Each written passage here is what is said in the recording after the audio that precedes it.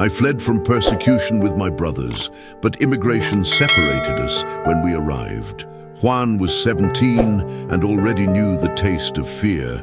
Not that passing fear you feel when hearing a strange noise at night, but a deeper one, the kind that settles in your stomach and doesn't let you breathe fully. Since his father was murdered in broad daylight, fear had become a constant presence in their home. They didn't talk about it, but it was noticeable.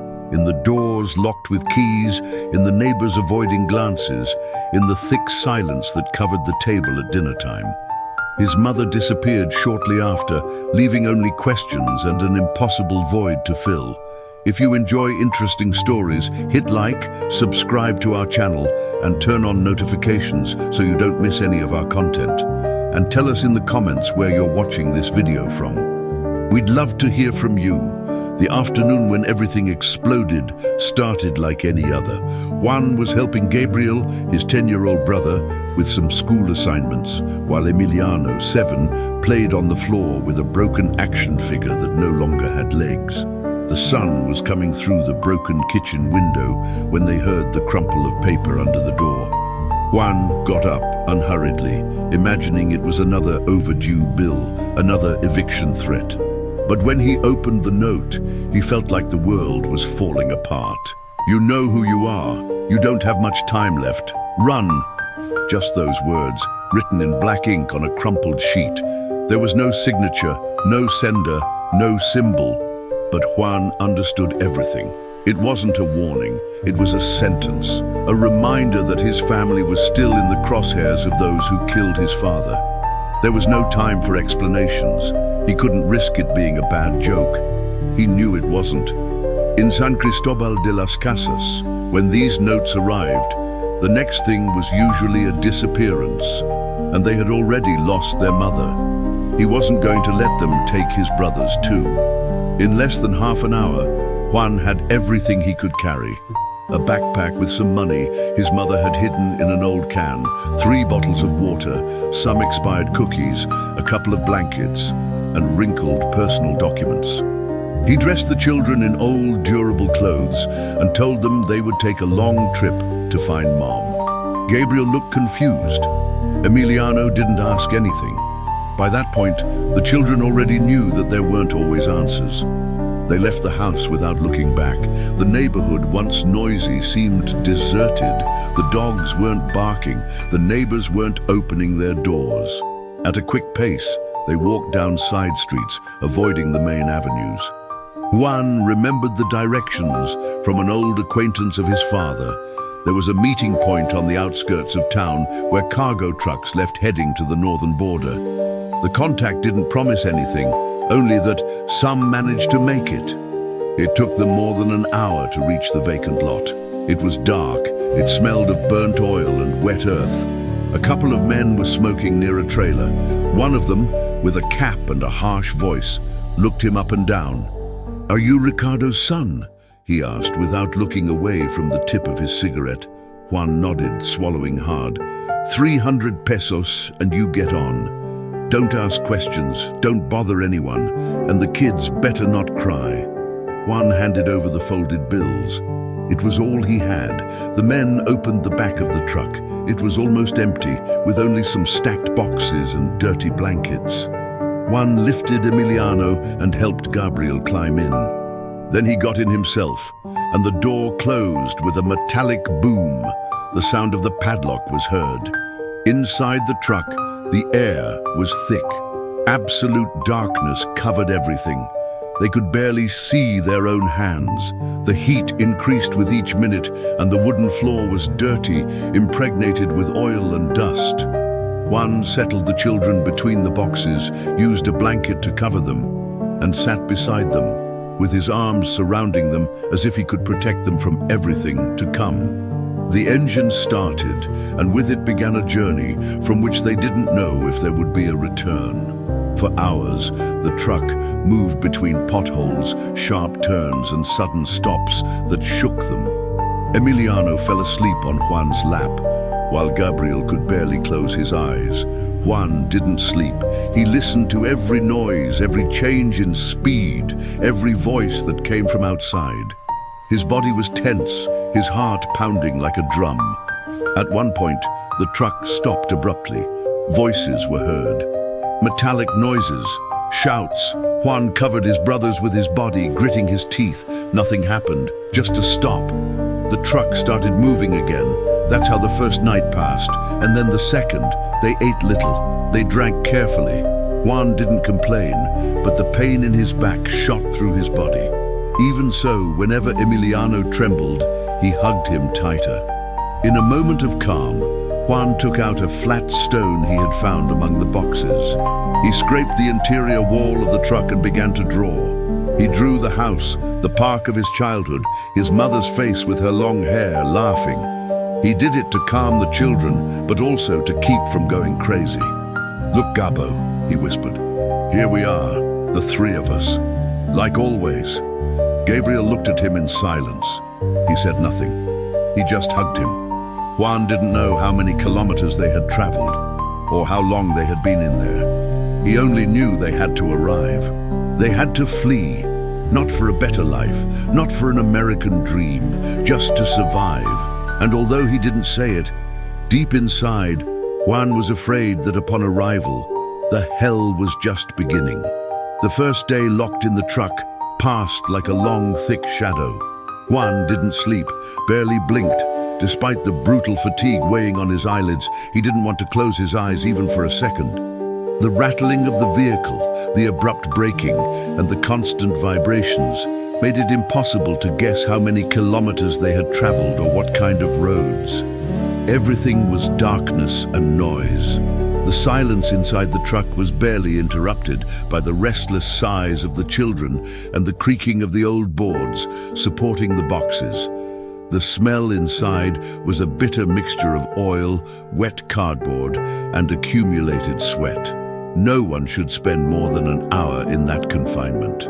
They had been there for several hours, and they knew that was just the beginning.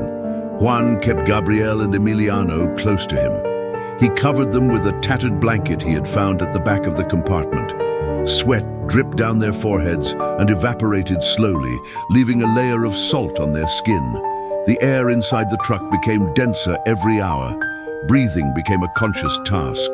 They had to ration not only water but also air, movement, and even fear. The second night was the hardest. The truck stopped in the middle of nowhere, probably to avoid some checkpoint or secondary border. Juan thought it was the end. He thought they would abandon them there, in the middle of an unknown desert. He stayed hugging the children for hours, without speaking, listening to his own agitated breathing, until the engine started again. He silently gave thanks and wiped Emiliano's tears with the edge of his shirt. By the fourth day, hunger became the protagonist. The few cookies they had left had already turned to crumbs, and the remaining water was minimal. Juan had developed a strict routine to survive. He would open one of the bottles, pour a small sip into the cap, and let each brother drink just that. One sip every 6 hours. He didn't drink himself, not because he wasn't thirsty, but because his conscience wouldn't let him take even a drop from his brothers.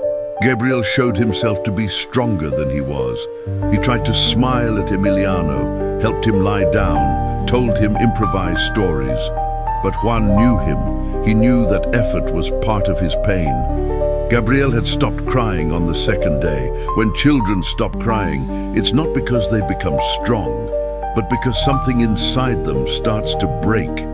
Juan drew for them. With a sharp stone he found, he scraped the walls of the truck.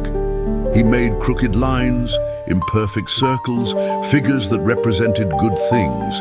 An open field, a lake, a house with a blue door, the figure of their mother sitting in a chair with outstretched arms. It was the only thing he could give them, images of a world where pain didn't exist. Sometimes Emiliano would stare at one of those drawings for minutes. With his dirty little hand, he would caress it with his fingertips, as if by touching it, he could transport himself there. They spent at least 10 days in transit. Juan knew it by the way the provisions had run out, by the number of times the changes in light suggested the arrival of a new dawn. But he also knew it by his body. Everything hurt. He had wounds on his heels, blisters on his hands, a sharp pain in his back that forced him to change position every 20 minutes. His legs were so numb that when he tried to stand, he simply fell. The only thing that kept him going was responsibility. He wasn't just a brother at that moment. He was father, mother, protector. He was everything his brothers needed him to be. Sometimes the truck would stop at what seemed to be a highway. You could hear footsteps, quick voices in English, laughter, radios. Juan would cover the children's mouths with his hand and pray silently for them not to make noise. He had never prayed so much in his life. Not when they killed his father, not when his mother disappeared. He prayed not to be seen, to go unnoticed, not to be separated. One night, Gabriel began to convulse. His body shook uncontrollably for a few eternal seconds. Juan held him as best he could. He gave him the little water they had left. He sang softly a song that their mother used to sing to them before sleeping. Emiliano was paralyzed. He looked at his brother as if he didn't understand what was happening. Juan thought he was losing him, but Gabriel stabilized. It took hours for him to fall asleep again. And when he did, Juan remained silent, with his face buried between his knees, breathing deeply so as not to cry. At dawn on the 11th day, the truck stopped once more. But this time, something was different. More voices were heard, many more. The doors opened suddenly. Light came in, then boots, then shouts. "You, get out now, get up!" They were Border Patrol agents, green uniforms, serious faces. Some spoke in English, others in a harsh Spanish, as if learned from a book. Juan half stood with his arms raised. "Please, they're my brothers. Don't separate them, we're alone." They didn't listen. An agent grabbed his arm, pushed him outside. The hot desert ground burned his feet. He could barely see how they carried Emiliano out, while Gabriel was taken in another direction. "Gabo, Emi!" shouted Juan, desperate with a broken voice. Neither looked at him. They put them in different vehicles. There was no chance to touch, to say something, to say goodbye. Juan felt something breaking inside him, as if he was being torn to pieces. And the worst part was that, at that moment, he didn't even know if he would see them again. The juvenile detention center where Juan was sent had no windows. The lights remained on 24 hours a day, and the sound of automatic doors opening and closing marked the passage of time more than the clock on the wall. The air smelled of old plastic and disinfectant. The beds were metal bunks with mattresses so thin that the cold of the iron crept through the back to the bones. They put Juan there without telling him where his brothers were going. They sat him in front of a desk and asked him questions he didn't understand. Names, dates, country of origin, if he came alone, if he had family in the United States. All said in English, fast, without pauses. When he answered, they corrected him. "You're almost an adult," they told him. "You go to a different center. We can't leave you with the children." "But they're my brothers, my younger brothers. I take care of them," he replied loudly, almost shouting. An immigration agent, without looking up from the computer, answered without emotion, "I'm sorry, protocol." And that was it. There was no right to insist, no explanation, not even the gesture of allowing a goodbye. Juan was separated from Gabriel and Emiliano, like removing one more piece from a puzzle. He didn't know if the children were okay, if they were crying, if they had been taken to a hospital or to another center like this one. The uncertainty was like a thick fog, but not cold, rather burning. It burned inside. In the juvenile center, they assigned him an individual cell. He wasn't a prisoner, but that's how it felt. They gave him a change of clothes, white t-shirt, blue pants, sandals. Nothing else. They checked him, photographed him, registered him as an unaccompanied minor with migratory risk. That was his new name. Not Juan, not Big Brother, not son, not anything, just another file. During the first few days, Juan didn't talk to anyone. He accepted the food, bread, rice, powdered soup, but barely tasted it. He slept little. In the bunk, he would stare at the ceiling as if waiting for someone to open a trap door and tell him it had all been a mistake. But no one came. No one mentioned his brothers, and every time he asked, they told him the same thing. We have no information. On the fourth day, Juan got up with a fixed idea. He looked for paper, looked for a pencil, and began to draw. Not for art, not for entertainment, but out of desperation. He drew Gabriel's face with his big eyes and crooked nose from a bicycle fall. He drew Emiliano with the same dinosaur shirt he was wearing the day they left.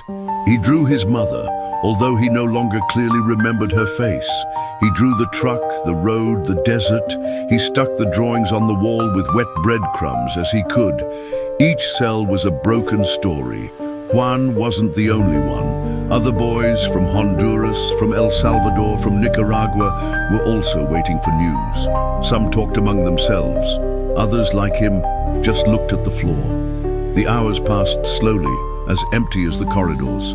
They were only filled with sounds, footsteps, slamming doors, shouts from agents, or the contained crying of some younger child on the other side of the wing. One night, when he had already resigned himself to silence, he heard his name, Juan Ricardo Ortega. He got up with a start. A young woman was looking at him from the door with a folder in her hand. She wasn't an agent. She wore jeans, a simple blouse, and a badge with a name, Lucia Mendez. "I'm a legal volunteer. Can I talk to you?" Juan hesitated but nodded. They led him to a small room with plastic chairs and a low table. Lucia sat across from him. She showed him her credentials and explained that she worked with a migrant rights organization, that she spoke Spanish, that she just wanted to listen. "Do you have family here?" she asked. Juan shook his head. "Your parents? Dead, I think," he said, lowering his voice. Lucia didn't interrupt him. "Your brothers?" And then he broke. He couldn't help it. The question stabbed like a knife. Juan began to speak quickly without stopping. He told of the escape, the anonymous message, his mother's disappearance, his father's murder, the truck, the heat, the fear. He told how the three slept hugged together and how they were separated without being told where they were taking them. "I took care of them," he said with a choked voice. "Since my parents left, they only had me." Lucia listened in complete silence. When he finished, she didn't offer consolation or false hopes. She only told him, "I'm going to try to find them." Juan didn't answer. He was exhausted from promises. He had heard them before. "We'll do what we can, we're checking, you'll know something soon." Empty words. But for the first time in days, he felt something different. Not hope, not relief, but a spark. As if his story being told was no longer just his. Someone had heard it. That night, Juan returned to his cell. He sat on the floor under the constant light, and he started drawing again, this time a woman with a badge and firm eyes. He didn't know if she would succeed, but something inside him whispered that maybe, just maybe, not all was lost. Juan woke up every early morning with the same feeling, a pang in his chest, as if his body was trying to warn him that something very valuable had disappeared. In those hours when everything was quieter and denser, where the other boys in the juvenile center slept in their narrow beds, he would stare at the ceiling, imagining what Gabriel and Emiliano might be doing at that very moment. Were they eating? Did they sleep in fear? Was there someone who would give them a blanket when they shivered from cold? But there were no answers. Just the echo of his breathing and the constant buzzing of the rusty fan in the corner of the ceiling. During the day, Juan kept drawing. It became his way of resisting. They were no longer just portraits of his brothers.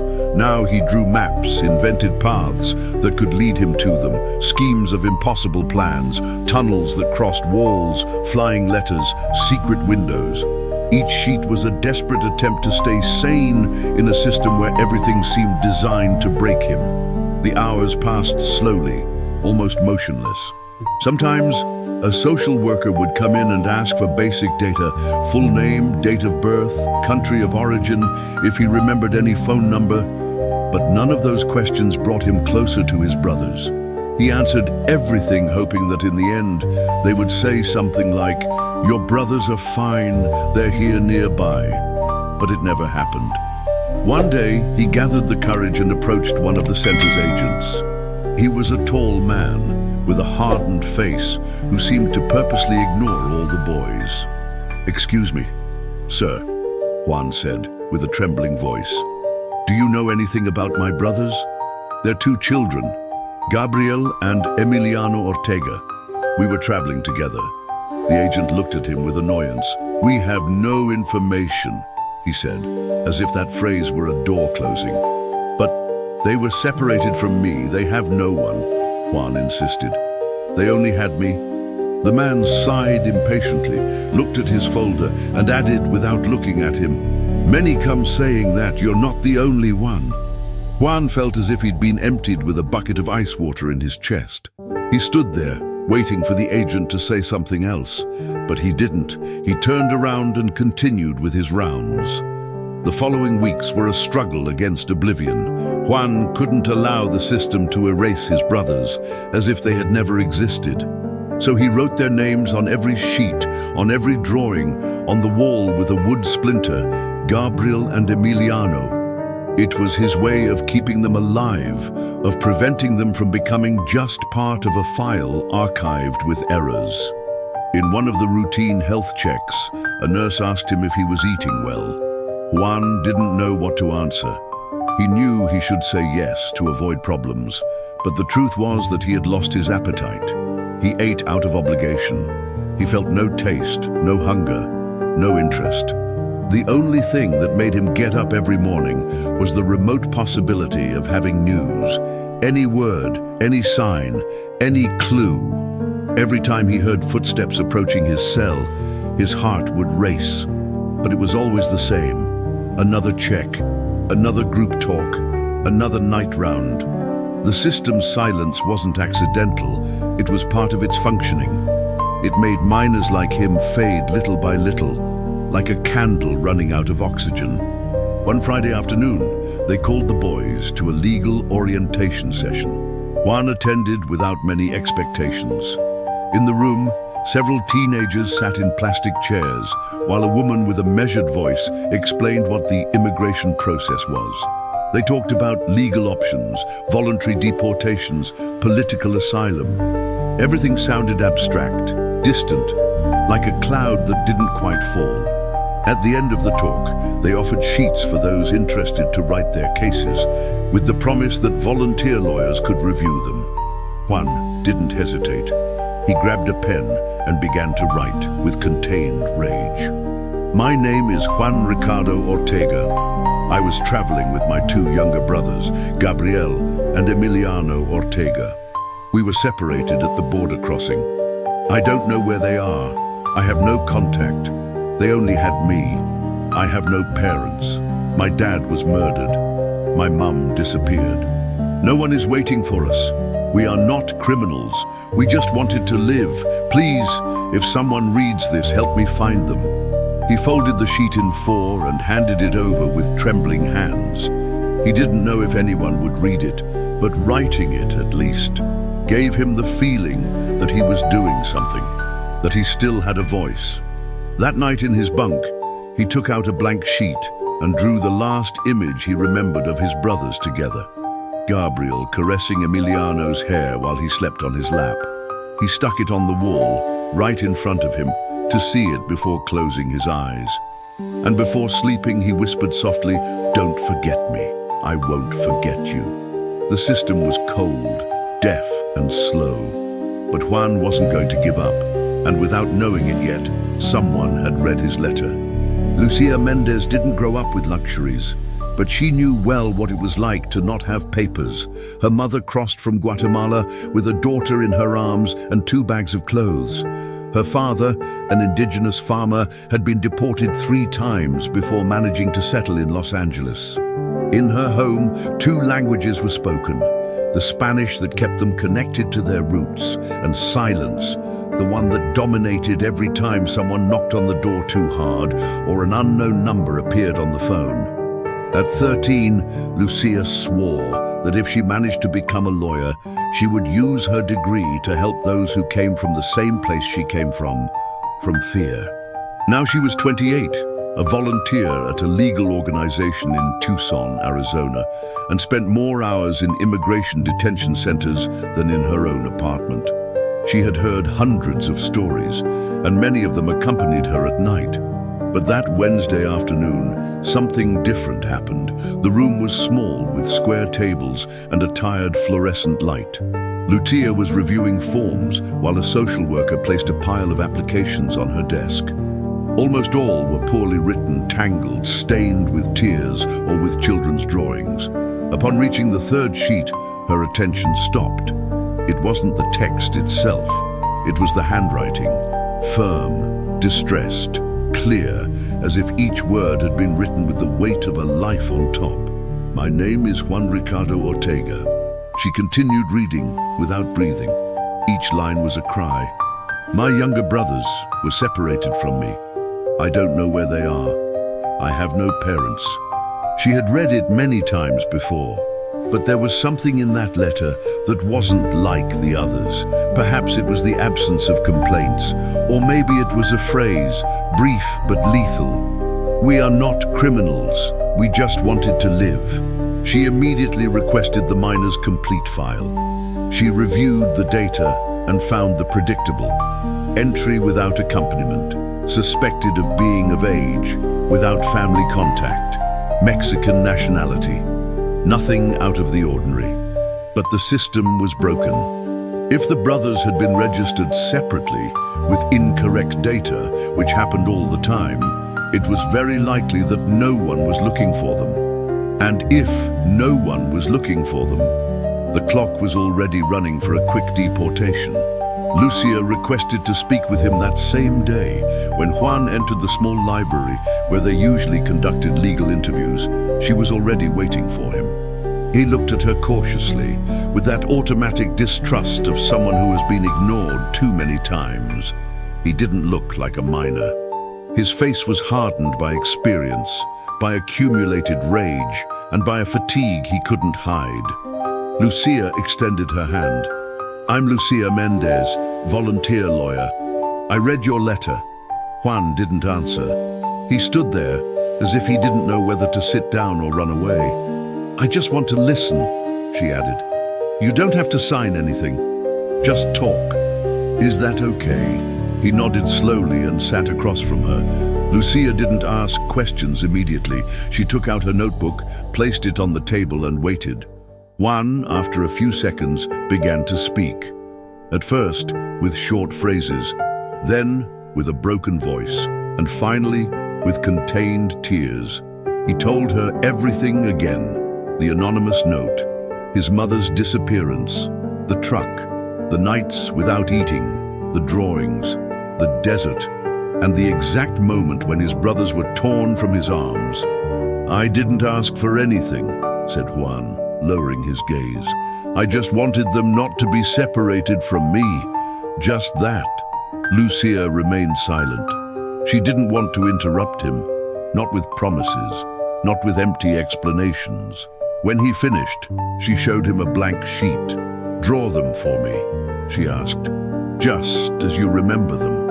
Juan hesitated, but he took the pencil and began to trace the silhouettes of Gabriel and Emiliano. He gave them clothes, gave them shape. They weren't perfect drawings, but they were full of truth. When he finished, Lucia looked at the paper for several seconds, then she carefully kept it in her folder.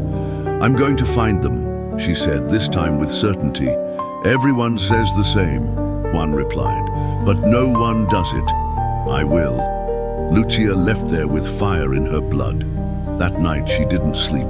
She used her access to the immigration system to search for all children admitted in the last 10 days, with ages between 6 and 11 years. The database was a mess. Spelling errors, mistyped dates, duplicates, minors without photos, incomplete names. She went through the listings until something caught her attention. 2 children registered in New Mexico, both without emergency contact, both admitted the same day as Juan. One appeared as Gabriel Ortega, the other as Emiliano Ortega. An error as common as it was deadly. Lucia almost screamed with rage. It wasn't the first time she had seen a case like this. If she didn't correct that information immediately, the children could be deported separately without ever linking them to their brother. She requested an emergency habeas corpus.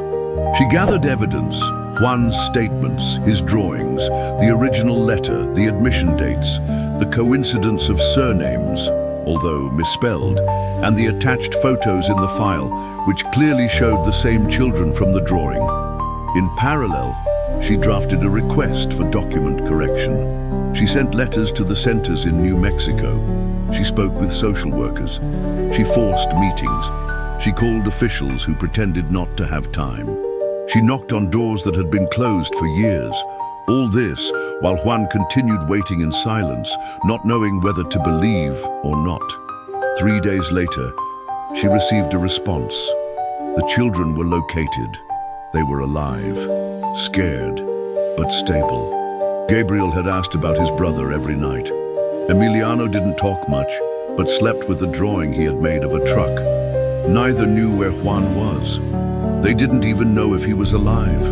Lucia didn't promise them anything, but she swore to herself she wouldn't let that system swallow them. There was much to do, but for the first time, the threads were beginning to move, and Juan, in his cell, began to dream again. If you're enjoying this story, hit like, subscribe to our channel, and turn on notifications to stay up to date with all our content. The next morning, Lucia arrived at her office before the sun rose over the desert. She hadn't slept more than 2 hours, and her coffee was still steaming in the thermos when she turned on the computer and began to review each document as if her own life depended on it. But it wasn't her life. It was that of 3 children marked by a chain of errors that, in another case, would have ended with 3 silent deportations. This time she wasn't going to allow it. She had one misspelled name, Gabriel Ortega, with a missing I. Another even worse, Emiliano Ortega, with an added H to the surname. For digital systems, they were completely different people. For immigration databases, family ties didn't exist if they weren't documented with surgical precision.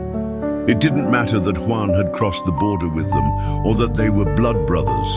For the system, it was as if they had never met, and the clock was still running.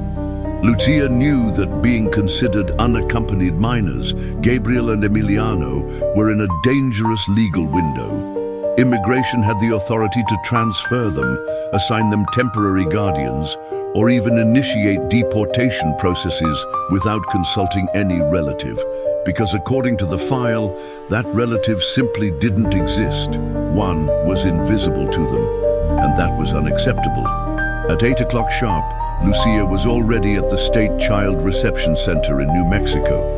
She entered with her credentials hanging from her neck, the folder under her arm, and determination engraved on her face. She asked to speak directly with the admissions supervisor. They had to wait an hour for someone to attend to her. Meanwhile, Lucia mentally reviewed each legal argument she had prepared. When they finally called her in, she exposed everything without beating around the bush. She showed the birth certificates that Juan had managed to preserve, although wrinkled and in poor condition. She showed the drawings, the cross-checked testimonies, the signed statements, the letter written by Juan in his own handwriting, and most importantly, the entry dates, the place, and the frighteningly precise detail that all 3 had been detained the same day, in the same area, by the same group of patrollers. The official, about 50, with a routine face and a monotonous voice, stared at the papers for a few seconds. "And what exactly do you want, counselor?" he asked without emotion. "I want the immediate linkage of the 3 minors as a family group," said Lucia. "I want it recognized that they were separated by administrative error, and I want Juan's file to be updated, any migratory movement against the children to be stopped. They're about to initiate the deportation process." The man scratched his chin. "That's a lot of errors for a single case." "Precisely why I'm not going to let it pass," she replied. The official let out a long sigh, like someone accepting that they're facing one of those lawyers who doesn't get tired. Then he asked for a few minutes. He left the room. It took more than an hour to return. Lucia didn't move. She remained firm, alone in the metal chair, reviewing everything again in her head. When he returned, he brought something new, a folder with internal information. There they were, recent photos of Gabriel and Emiliano, scanned by protocol upon entry. In one, Gabriel looked directly at the camera, with a dirty face and eyes wide open. In the other, Emiliano appeared seated, hugging a second-hand stuffed animal. Lucia felt a lump in her throat. "They're already identified," said the official. "We're going to notify the juvenile judge and stop any transfer, but this is temporary. You need more solid legal backing." Lucia already had it. That same afternoon, she presented to the court a request for identity correction, attaching a habeas corpus that claimed the urgent reunification of the family group. She didn't do it out of compassion. She did it based on the law. The system had separated them without valid legal justification, and now it had to fix it. The assigned judge, a veteran man known for his strict neutrality, requested an urgent hearing. Lucia returned to the juvenile center where Juan was. When she saw him, she noticed he was paler. His face had thinned and his eyes were more sunken. But when she pronounced the magic words, everything changed. "I found them." Juan said nothing at first. He just looked at her, not understanding. "Gabriel and Emiliano are in a shelter in New Mexico. They're alive. They're waiting." He blinked. Then his shoulders loosened, as if suddenly all the weight escaped from his body. He covered his face with his hands and began to cry. He hadn't shed a tear since he lost them. But now, with that small certainty, the wall broke. Lucia let him cry. She gave him his space. She didn't touch him. She didn't tell him everything would be fine. She just repeated in a low voice, "You're not alone, Juan. Not anymore." That night, she returned to her apartment and for the first time in many days, slept deeply. She knew there was still much to do. But for now, the file was no longer broken. For now, the system would have to look these three brothers in the face, and it couldn't pretend they didn't exist. Room number 5 of the Federal Immigration Court in Tucson was like all the others. Grey walls, hard chairs, an American flag in the back, and a crucifix hanging above the podium, as if something sacred could balance the decisions made there. Everything in that room smelled of procedure, of bureaucracy, of stagnant time. But that morning, the atmosphere was different. Lucia arrived dressed in her dark grey jacket, without jewelry, without makeup, just her hair pulled back in a tight bun, and a folder so thick it seemed to contain an encyclopedia. Juan, sitting next to her, kept his eyes down. He had his hands intertwined over his knees and breathed as if each exhalation took him a little further out of the world. He wore the same shirt he had worn the previous week. He didn't ask for another.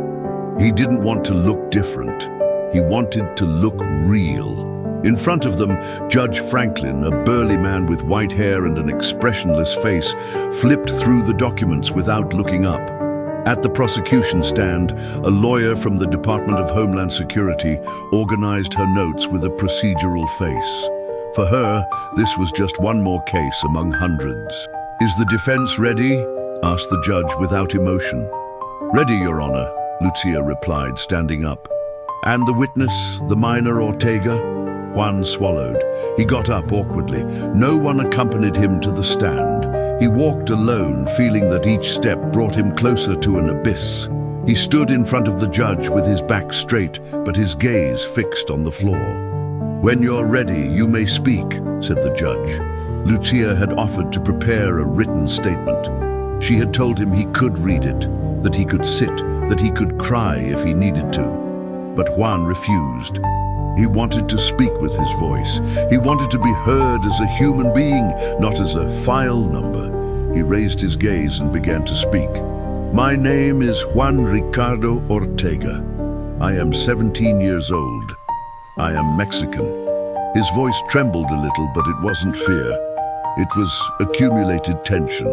I traveled with my two younger brothers, Gabriel and Emiliano. They are 10 and 7 years old. We left Chiapas after they killed my dad. We received threats. My mom disappeared. We had no one else. No one. He paused. The judge observed him without interrupting. We crossed in a truck. We slept there. We ate what little we could. I took care of them all the way. I told them stories. I drew on the walls so they wouldn't be afraid. I promised I would protect them. Juan broke a little, but he held on. The day they caught us, the agents separated me from them. I begged. I cried. I told them we were brothers, not to let them go without me. But they didn't listen. They didn't even let me hug them. Some people in the room were starting to lower their gaze. Then they brought me here. No one told me where they were. No one gave me information. I spent days, weeks, not knowing if they were alive. I thought it was my fault, that I had lost them. Silence. Juan took a folded sheet of paper out of his pocket. He unfolded it carefully and held it up to the judge. This is the drawing I made of them. I didn't have photos. I didn't have numbers. Just this. This was all I had left of my brothers. The judge took the sheet. He looked at it. It was simple. 3 figures holding hands. A boy with a cap, another with a striped shirt, and a bigger one in the middle, all with smiles, and a son in the corner. I just want to be with them again. I'm not asking for money or favors. I just want what any older brother would want, to take care of them. Lucia discreetly wiped away a tear. The prosecutor was no longer taking notes. The judge left the sheet on the table and took a deep breath. Then, without asking for a recess or formalities, he got up from his seat and left through the back door of the podium. The room fell silent. It wasn't just any silence. It was thick, dense, as if the air itself had stopped to listen. No one spoke during the minutes the judge was away. Juan returned to his seat in silence.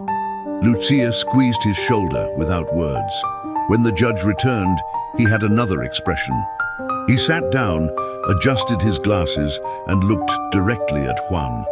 I have made a preliminary decision while the complete case is reviewed. The court orders the immediate reunification of the Ortega brothers under the temporary guardianship of attorney Lucia Mendez, who has demonstrated responsibility, connection with the miners, and knowledge of the process. A general exhalation went through the room. During this time, the miners will remain under the Humanitarian Protection Program. Deportation is suspended until further judicial order. Lucia closed her eyes for a second. Juan didn't understand everything that meant, but he caught the essential. They were going to reunite them. They were going to be together. "Thank you," he whispered, but he wasn't sure who he was saying it to. The judge, Lucia, or God. While signing the documents, the judge did something unusual. He approached the edge of the podium and in a low voice told Juan, "I never saw a drawing change the course of a hearing. Today I did." Juan didn't respond, but inside him something moved, as if a small seed of faith was sprouting again. That afternoon, they left the court without handcuffs, without agents behind, without fear, just with an address, a promise, and a place where they could finally be brothers again. Even if it was for a time, even if the future wasn't yet written. The lobby of the shelter in New Mexico smelled of cheap soap and reheated coffee. The walls were painted a dull green, with colorful posters stuck in every corner. "Smile, you're safe. You're welcome here. Everything will be fine." Words designed to reassure, but which didn't always achieve their purpose. Juan was sitting on a plastic bench, trembling. Not from cold, but from something he couldn't name. He had been sitting there for almost half an hour, with his hands between his legs, staring at the floor, as if the tiles would give him instructions for what was to come. Lucia was by his side. But this time she wasn't saying anything. She just accompanied him in silence, with the folder closed on her lap. The minutes fell slowly. Juan had spent weeks imagining that moment. He had dreamed of hugging them, of hearing their voices again. of seeing if they had cut their hair, if they were still wearing the same shoes, if Emiliano still slept hugging his backpack. But now that it was about to happen, something inside him was afraid. Not afraid that they wouldn't be there, but afraid that they were no longer the same. The door opened with a soft sound.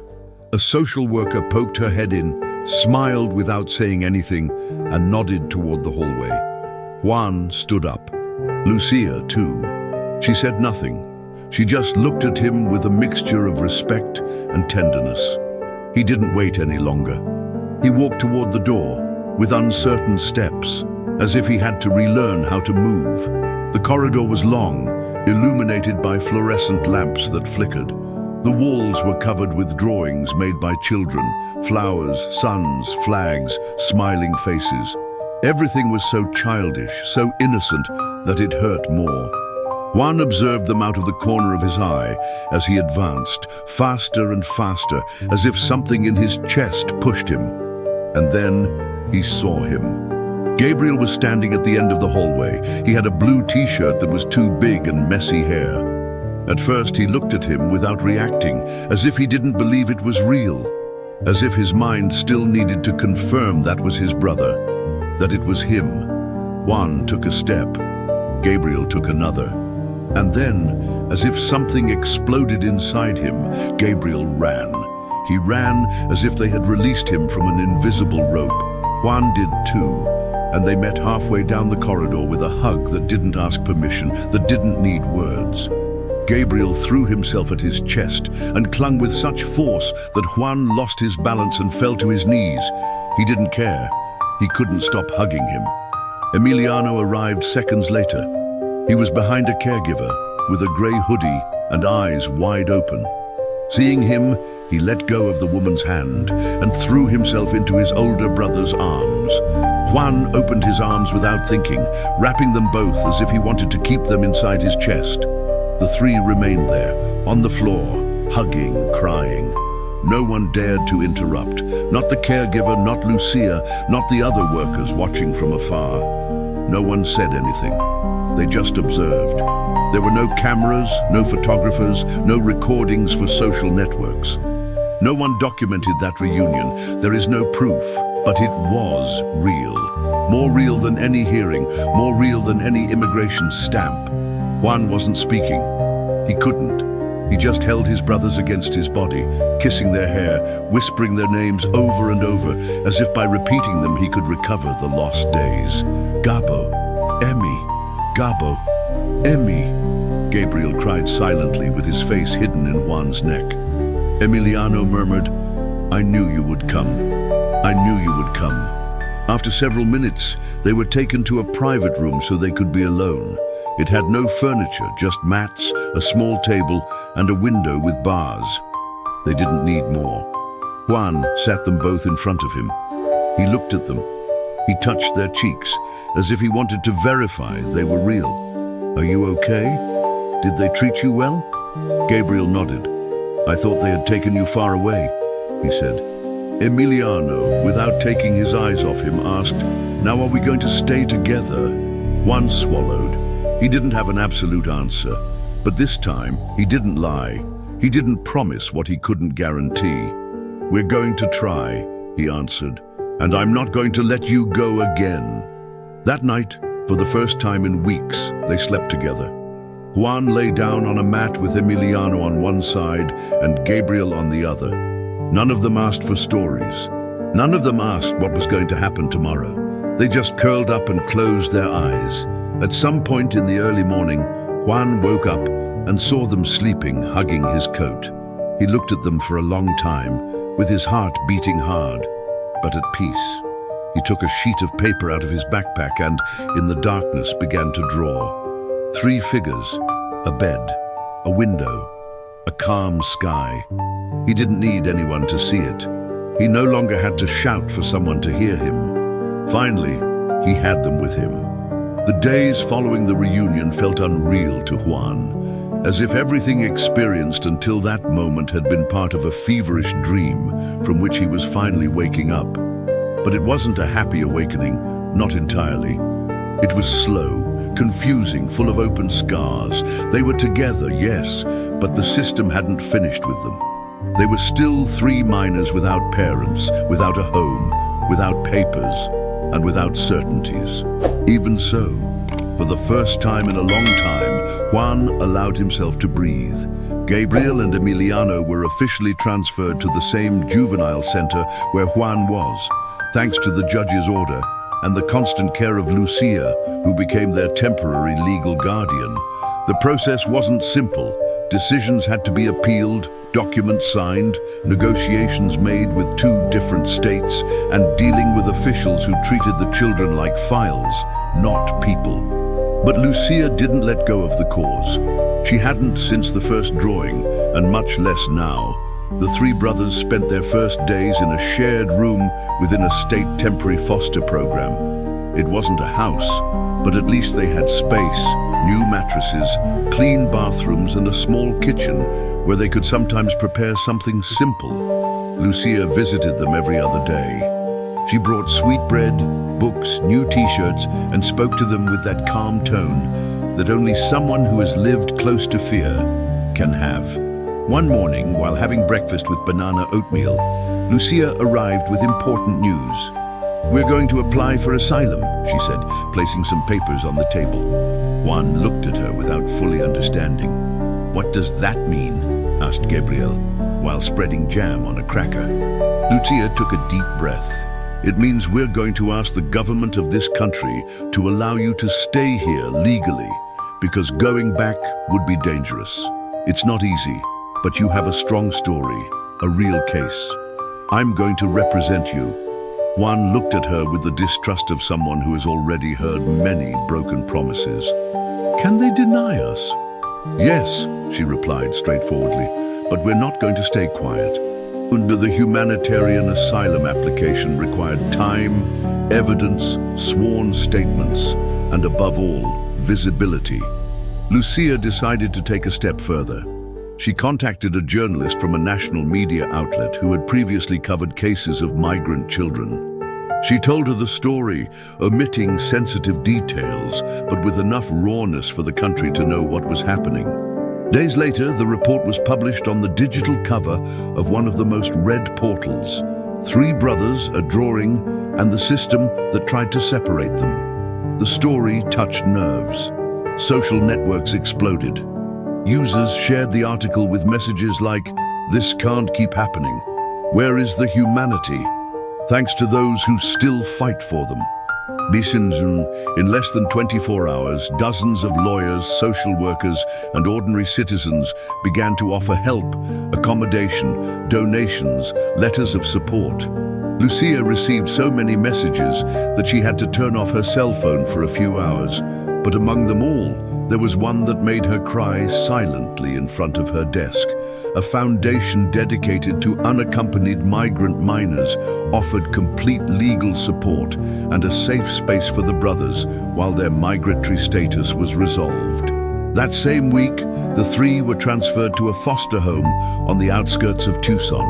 It was a real house. It had large windows, a living room with colorful cushions, and a long table where other children ate, laughed, played. Juan couldn't believe it when he saw the room they were assigned. 3 beds, one for each, with new blankets, soft pillows, and a blank wall where they could hang whatever they wanted. The first thing he did was stick up the drawing he had carried all that time. The one he showed the judge. The one he had drawn in the cell with fear. He placed it in the center of the wall, as a reminder of everything they had gone through. At night, Gabriel and Emiliano slept more peacefully.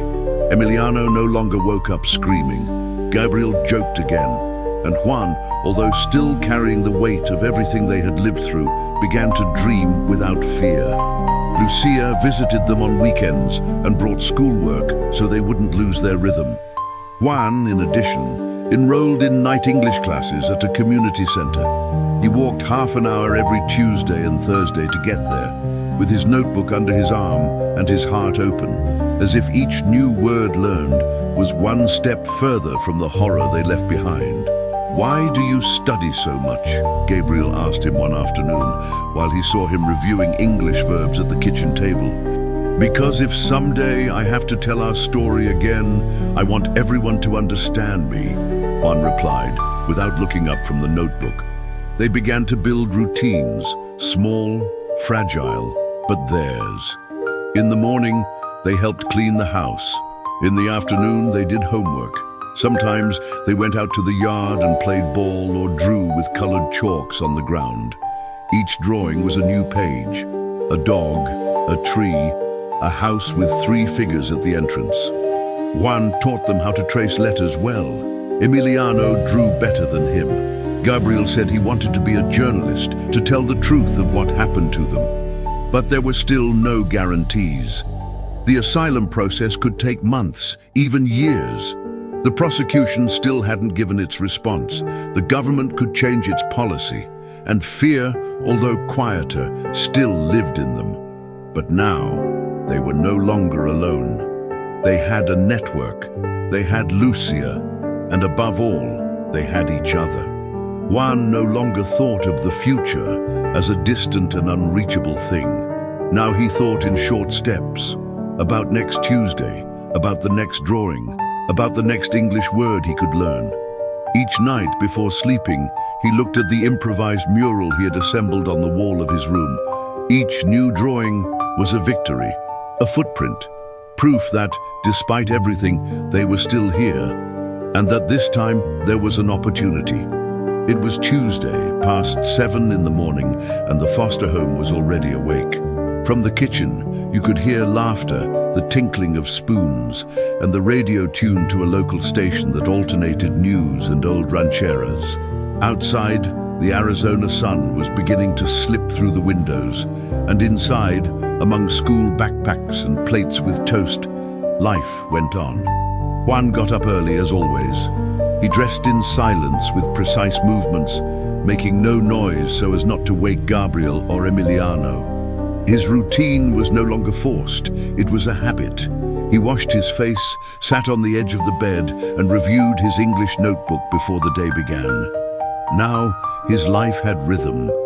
In the mornings, he helped prepare breakfast with the home's caregivers, organized the other children to leave for school, and made sure Gabriel had all his supplies and Emiliano didn't forget his lunchbox.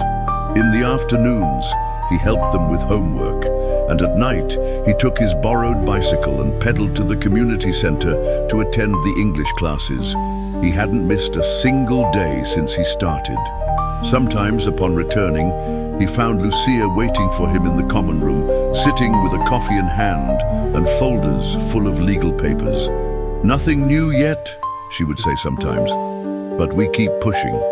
Other times, she came with good news, a new signed support, a favorable response, or simply a gesture of recognition. "The director of the state program wants to meet you," she told him one night, smiling with pride. "They've heard about you, Juan. Your story has reached them." Juan, who no longer sought fame or attention, just nodded, grateful. But deep down, something inside him vibrated differently, not because people were talking about him, but because, finally, his family's story was no longer a secret hidden in a cell or a forgotten sheet in a pile of files. Now it was heard, and even more, respected. Gabriel adapted better than anyone would have imagined. He integrated quickly into the school, made friends, became the captain of his group's soccer team, and wrote stories where the protagonists were 3 brothers who escaped from dark places and found a country made of light. Emiliano, for his part, became quieter but also more curious. He liked to look out the window for hours, draw non-stop, and ask questions that sometimes disoriented everyone. "Juan, do you think Mom is in a nice place?" Juan never knew what to answer. He learned not to lie. He just replied, "Wherever she is, I know she thinks of us." One afternoon, after returning from classes, Juan went up to his room and sat in front of the mural he had created on the wall. It was a collage of drawings, newspaper clippings, magazine cutouts, phrases written by the 3 brothers. Each element had a story: the broken bicycle from the road, the sun of Chiapas, the flag that Gabriel painted with markers, the word hope written in trembling letters by Emiliano. Everything there was living memory. In front of the mural, Juan took out a new sheet. He drew 3 figures: a big boy with a backpack, another with a ball, and a smaller one with a notebook. They were walking, not running, not fleeing, walking. In the background, an endless road. He wrote underneath, "We continue." Lucia arrived that same night. She brought news. This time they weren't definitive. The case was still open. Appeals remained. The risk of deportation was still latent, but something had changed. Public support, allied organizations, the media, and the impact of the case had managed to stop, at least for now, any attempt to return them to Mexico. "You have time," she said. "We don't know how much, but you have it." Juan understood. He didn't need promises. Time for him was already a victory.